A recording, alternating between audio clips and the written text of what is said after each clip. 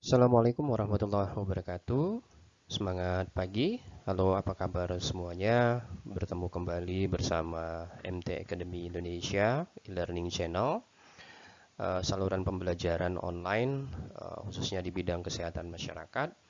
Dan pada kesempatan kali ini bertemu kembali, kita akan membahas satu materi mengenai fase kerja obat, atau nanti kita akan bagi menjadi dua, yaitu tentang farmakokinetik dan farmakodinamik. Namun pada penjelasan kali ini kita hanya mengkhususkan kepada farmakokinetik terlebih dahulu. Dan saya akan memberikan penjelasan lebih lanjut terkait dengan materi ini pada slide berikutnya. Baik. Bicara tentang fase kerja obat, maka fase kerja obat kita akan membahas dua hal di dalamnya. Yang pertama adalah mengenai farmakokinetik dan farmakodinamik. Nah, apa itu farmakokinetik dan farmakodinamik?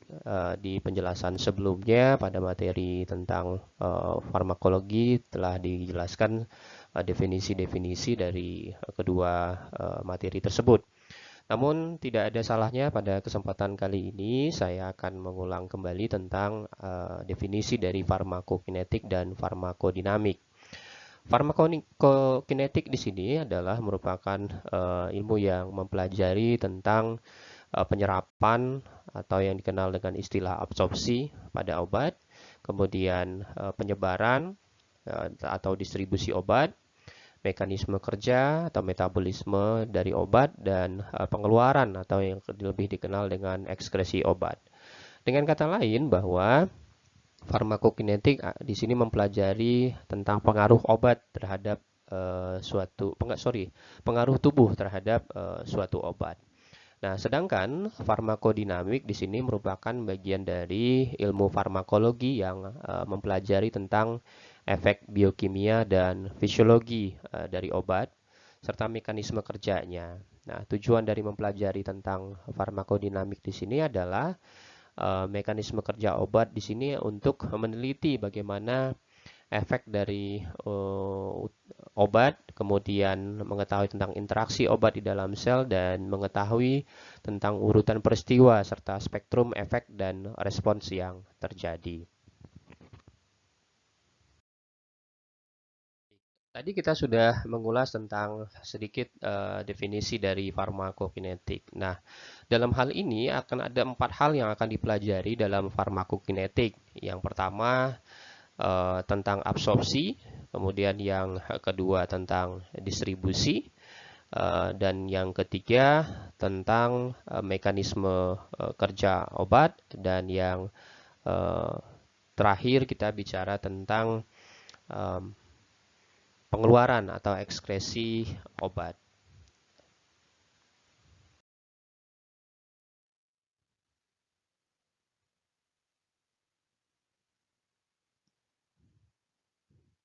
Baik, sebelum kita masuk kepada pembahasan tentang farmakokinetik, kita terlebih dahulu coba untuk eh, membahas sedikit tentang rute pemberian obat. Walaupun nanti pada video berikutnya kita akan menjelaskan secara lebih detail tentang bagaimana rute pemberian obat. Tapi tidak ada salahnya kita akan perkenalkan terlebih dahulu tentang rute-rute dari pemberian obat.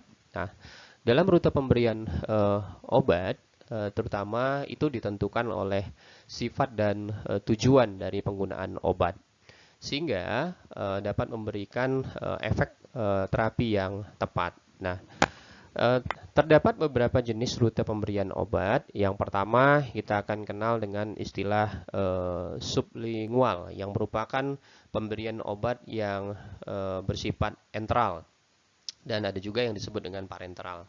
Nah, pada pemberian obat secara enteral di sini adalah rute pemberian obat yang nantinya akan melalui saluran cerna. Apa saja yang termasuk dalam rute enteral? Di sini adalah yang pertama sublingual. Nah, sublingual ini adalah pemberian atau penempatan obat itu di bawah lidah yang memungkinkan obat tersebut untuk berdifusi ke dalam pembuluh darah dan karena itu secara langsung masuk ke dalam sirkulasi sistemik. Oke, yang kedua kita bicara tentang rute pemberian inhalasi ya. Dalam rute pemberian inhalasi di sini kita akan menjelaskan tentang bagaimana pemberian atau pengiriman obat yang cepat melalui permukaan luas dari saluran nafas dan epitel paru-paru yang kemudian menghasilkan efek hampir sama dengan efek yang dihasilkan oleh pemberian obat secara intravena. Nah, biasanya ini digunakan pada penderita-penderita dengan keluhan pernapasan seperti asma atau penyakit paru obstruktif kronis. Kemudian yang berikutnya rute pemberian obat secara rektal. Nah, pemberian obat secara rektal ini kadang-kadang ini perlu diperhatikan ya, karena pemberian obat yang memang harus sesuai dengan indikasi. Nah, biasanya dalam pemberian obat secara rektal ini 50% aliran darah dari bagian rektum itu memintas sirkulasi portal. Jadi biotransformasi obat oleh hati akan dikurangi. Nah, dalam pemberian rute secara rektal ini biasanya berguna jika obat menginduksi muntah ketika diberikan secara oral atau jika penderita sering muntah-muntah. Jadi ini sebagai satu alternatif bentuk sediaan obat yang dapat tetap diberikan kepada pasien atau penderita yang diberikan biasanya dalam bentuk sediaan suppositoria yang dimasukkan melalui anus. Oke, berikutnya adalah rute parenteral. Nah, pada rute parenteral ini dibagi menjadi beberapa bagian. Dalam penggunaan parenteral ini digunakan obat yang absorpsinya buruk melalui saluran cerna. Biasanya tidak apabila pasien tidak mampu untuk mengkonsumsi obat melalui saluran cerna, misalnya melalui oral atau melalui mulut. Dan untuk ini biasanya digunakan pada obat-obat seperti insulin yang tidak stabil di dalam saluran cerna. Nah, pemberian parenteral juga digunakan untuk pengobatan pasien yang tidak sadar dan dalam keadaan yang memerlukan kerja obat yang cepat. Dan pemberian obat secara parenteral ini memberikan kontrol paling baik terhadap dosis yang sesungguhnya dimasukkan ke dalam tubuh. Ada beberapa jalur dalam pemberian obat secara parenteral, yaitu intravena, intramuskular, subkutan, dan juga nanti intrakutan. Kita akan jelaskan pada video berikutnya.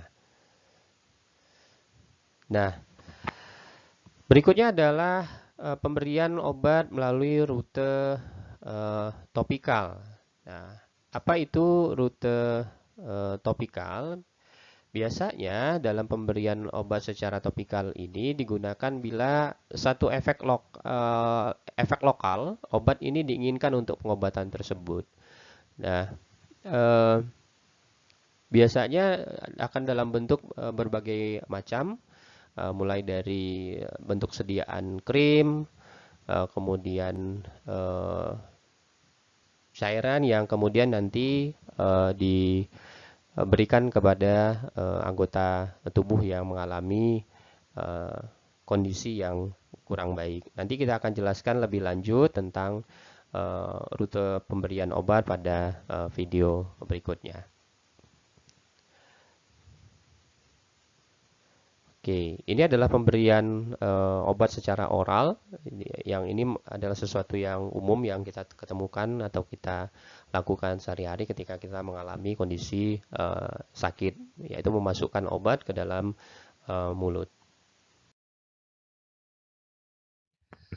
Sekarang kita akan lanjut ke topik dari farmakokinetik hari ini tentang yang pertama absorpsi.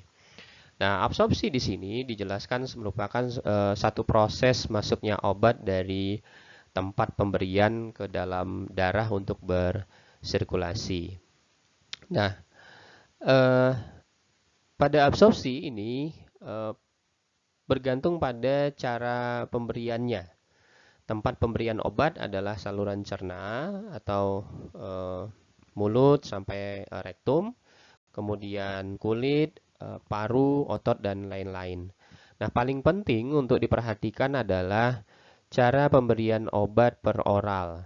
Nah, dengan cara ini tempat absorpsi utama adalah usus halus karena memiliki permukaan absorpsi yang sangat luas, yaitu sekitar 200 meter persegi.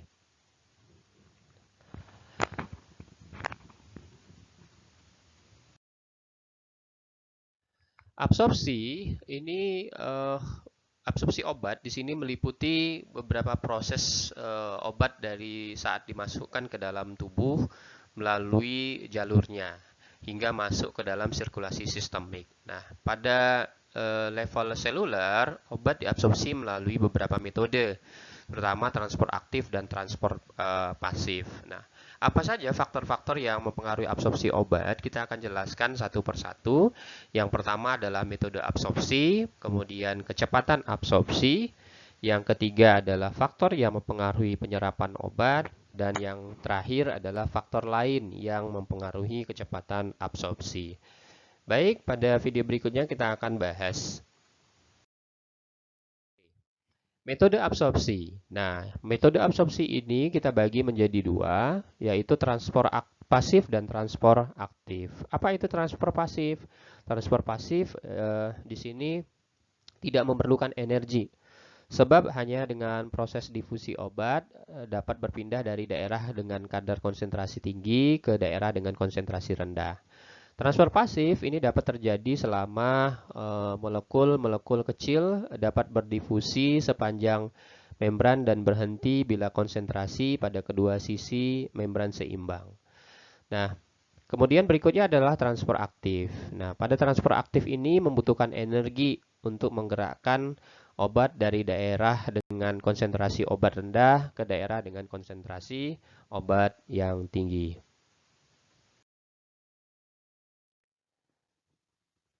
Faktor yang kedua adalah kecepatan absorpsi. Nah, pada kecepatan absorpsi di sini, apabila pembatas antara obat aktif dan sirkulasi sistemik hanya sedikit sel, maka absorpsi terjadi cepat dan obat segera mencapai level pengobatan dalam tubuh. Nah, waktu untuk berbagai cara absorpsi obat di sini dibagi menjadi tiga. Yang pertama adalah dalam hitungan detik sampai dengan menit. Biasanya ini pada pemberian obat dengan rute intravena dan inhalasi. Kemudian yang kedua lebih lambat. Ini biasanya digunakan pada obat dengan rute oral, kemudian intramuskular, topikal kulit, lapisan intestinal, dan otot. Dan yang terakhir ini rute pemberian atau waktu yang lambat sekali atau bisa memakan waktu berjam-jam bahkan berhari-hari. Ini biasanya digunakan pada rute pemberian obat per rektal atau sustained release. Yang dimaksud di sini adalah dirancang obat ini supaya pemakaian satu unit dosis tunggal ini menyajikan pelepasan sejumlah obat segera setelah pemakaiannya. Nah, secara tepat menghasilkan efek terapeutik yang diinginkan secara berangsur-angsur dan terus-menerus melepaskan sejumlah obat lainnya. Nah, untuk memelihara tingkat pengaruhnya selama periode waktu yang diperpanjang, biasanya 8 sampai 12 jam. Nah, kebanyakan obat dalam bentuk lambat sekali ini bentuknya lepas lambat sehingga memerlukan waktu dalam proses absorpsinya.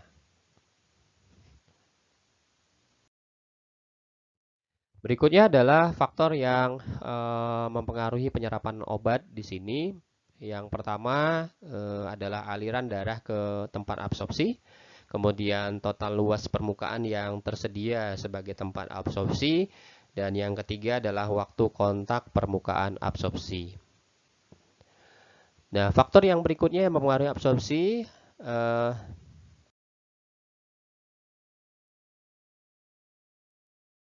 nah, ini dia. Faktor lain yang mempengaruhi kecepatan absorpsi.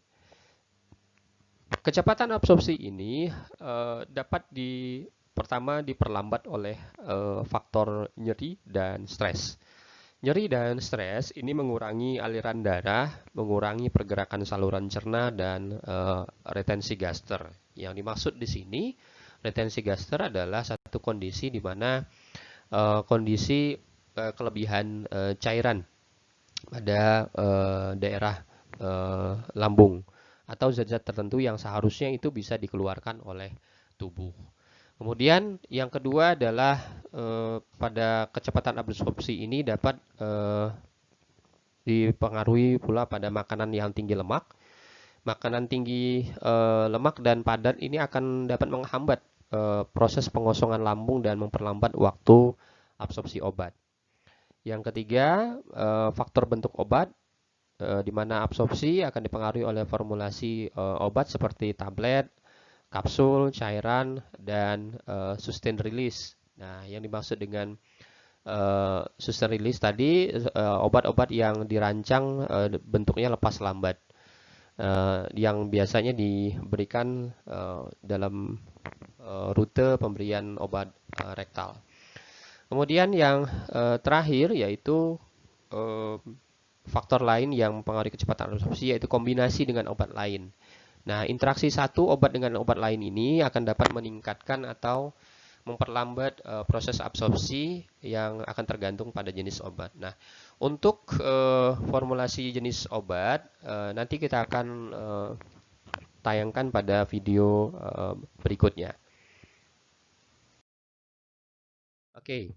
Yang kedua, kita akan bicara tentang bagian dari farmakokinetik, yaitu distribusi obat. Nah, distribusi obat di sini adalah proses obat dihantarkan dari sirkulasi sistemik ke jaringan dan cairan tubuh. Nah, distribusi obat yang telah diabsorpsi ini akan tergantung beberapa faktor. Apa saja faktor-faktor yang akan mempengaruhi distribusi obat?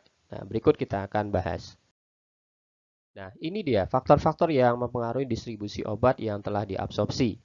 Yang pertama adalah aliran darah.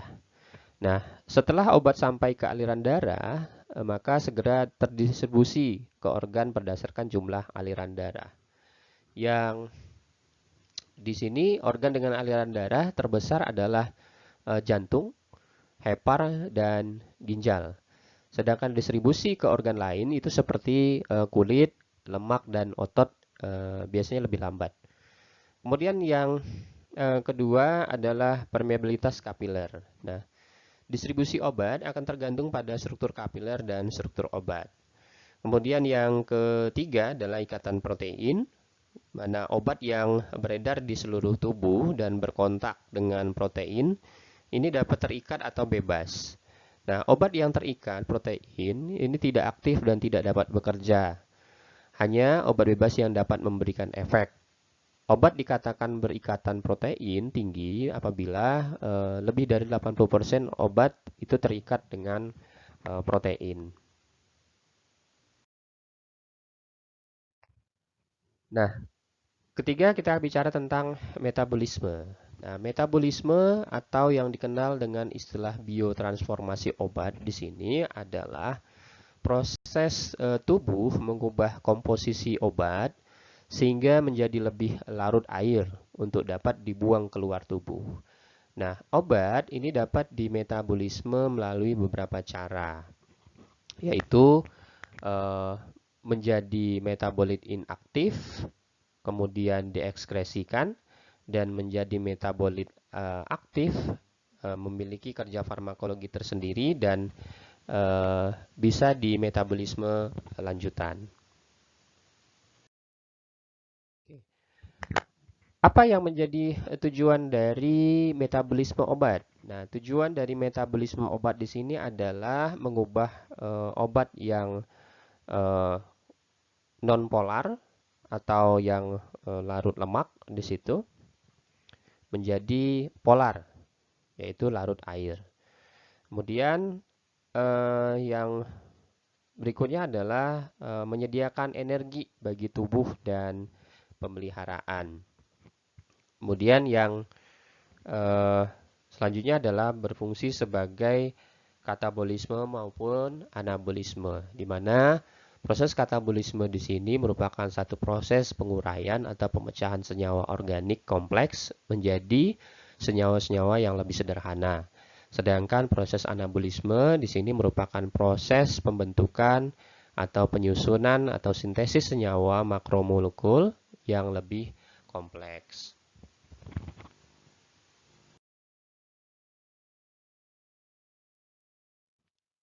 Baik, faktor-faktor yang mempengaruhi proses metabolisme atau biotransformasi yang merupakan bagian dari farmakokinetik, yaitu pertama kondisi khusus. Nah, beberapa penyakit tertentu ini dapat mengurangi metabolisme, diantaranya penyakit hepar seperti sirosis. Kemudian yang kedua adalah faktor yang mempengaruhi metabolisme, yaitu faktor genetik. Nah, perbedaan gen antar individual itu menyebabkan beberapa orang dapat memetabolisme dengan cepat, sementara yang lainnya sangat lambat. Kemudian faktor yang mempengaruhi metabolisme, yang ketiga adalah pengaruh lingkungan, di mana lingkungan akan dapat memberikan pengaruh terhadap metabolisme. Contohnya rokok, kemudian keadaan stres, penyakit lama atau operasi dan cedera. Dan yang terakhir yaitu usia.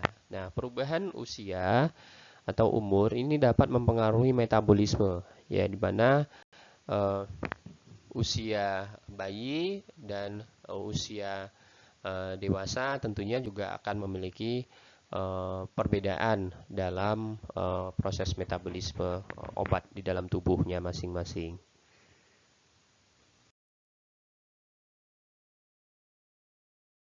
Kita bicara tentang ekskresi sebagai bagian yang kita akan pelajari di farmakokinetik. Nah, ekskresi di sini merupakan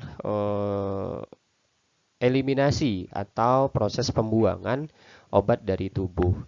Nah, sebagian besar obat itu dibuang dari tubuh oleh ginjal dan melalui urin. Nah, obat juga ini dapat dibuang melalui organ yang lain seperti paru-paru, kemudian eksokrin yang terdiri dari keringat, kemudian ludah, kemudian juga payudara, dan juga kulit dan traktus intestinal. Nah, berikut ini adalah gambaran bagaimana proses metabolisme obat terjadi.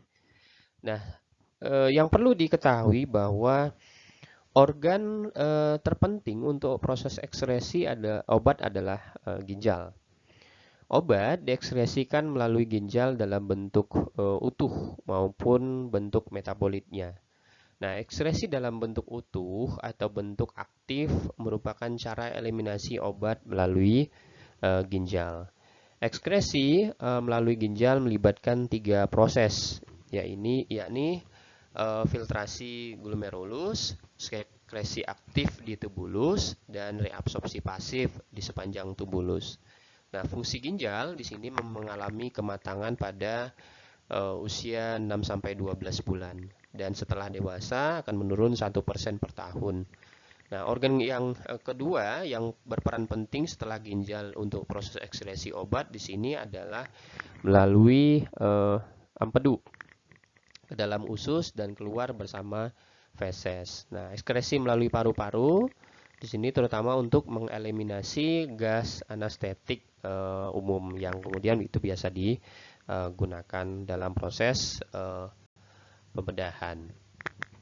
Nah, ini adalah jalur-jalur atau rute-rute proses dalam metabolisme obat, baik itu melalui oral, kemudian rektal, dan intravena, intramuskular, dan subkutan.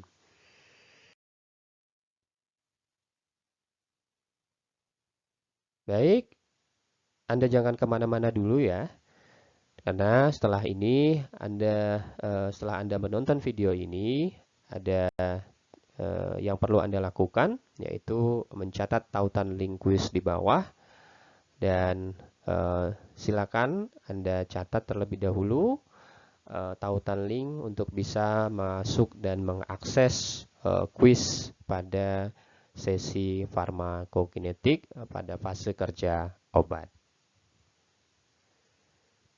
Baik, terima kasih atas perhatiannya. Sampai ketemu kembali pada video pembelajaran berikutnya. Assalamualaikum warahmatullahi wabarakatuh.